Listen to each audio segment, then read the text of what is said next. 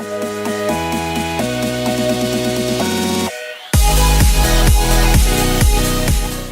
j'espère que tout le monde va bien. Moi, je vais très bien.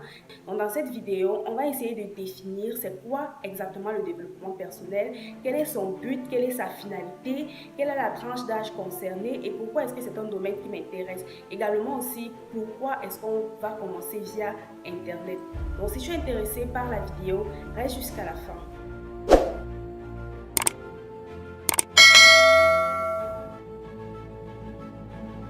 Déjà, le développement personnel est très vaste. Le développement personnel a plusieurs définitions.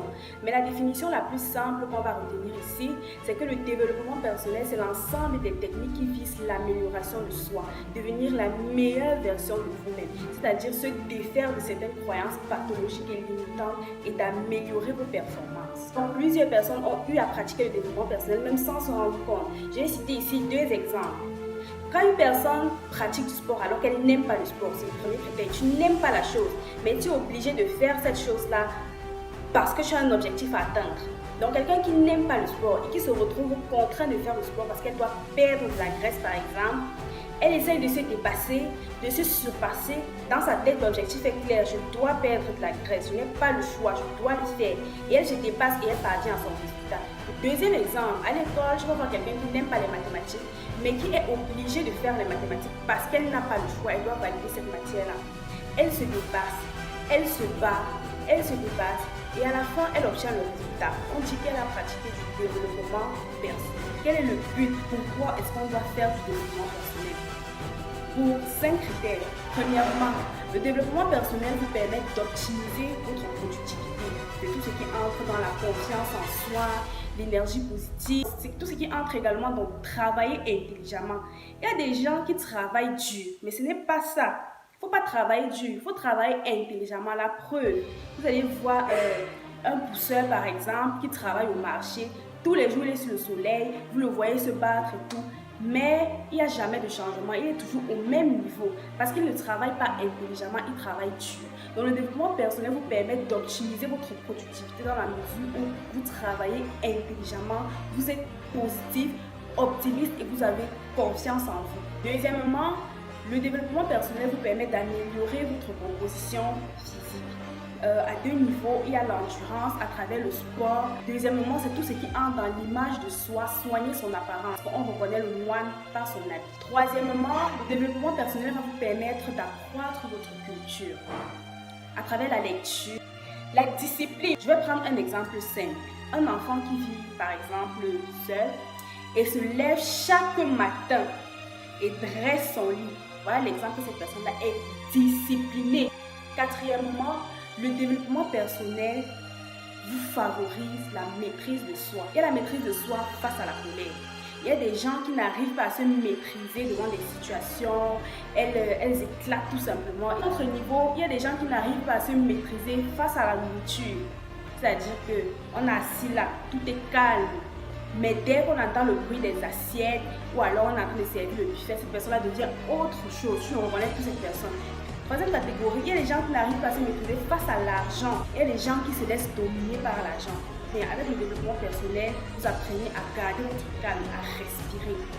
Cinquièmement, le développement personnel va vous permettre d'améliorer votre éloquence, l'art oratoire, l'art de bien parler, l'art de convaincre son auditoire. Il y a des gens qui ont de très beaux messages, elles ont de très beaux projets, mais elles n'arrivent pas à transmettre ce qu'elles connaissent parce qu'il leur manque l'art de communication, l'art de transmettre. Pourquoi est-ce que c'est un domaine qui m'intéresse, le développement personnel? C'est merveilleux que quelqu'un t'appelle et te dise c'est grâce à toi que j'ai atteint mon objectif. Je vais commencer via Internet parce qu'il y a aussi d'autres personnes qui m'ont dit l'idée est très bien, mais les réseaux sociaux ce n'est pas l'endroit approprié pour parler de ça. Bon, cette personne peut le dire par ignorance. Au 21e siècle, tout est numérique, tout est digitalisé. Quelqu'un préférera aller regarder une vidéo sur YouTube très courte, très bien expliquée, avec les preuves à l'appui, que de lire tout un livre de 300 pages. Avec les réseaux sociaux, tu immortalises la connaissance.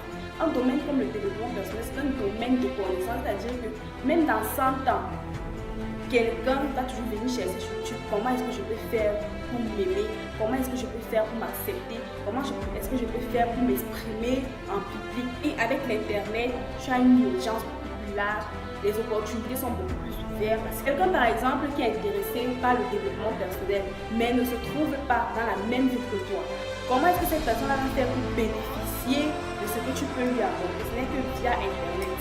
Quelle est la tranche d'âge concernée? Je ne peux pas délimiter une tranche d'âge parce que nous tous nous savons qu'il y a des jeunes intelligents, il y a des vieux moins intelligents, mais on apprend tous les jours, on ne connaît pas tout. On ne connaît pas tout. Tant que tu ne pratiques pas quelque chose dans ta vie, tu ne connais pas encore. Je pense que vous connaissez également tous Robert Kiyosaki, l'auteur du célèbre livre à succès Père riche, Père pauvre.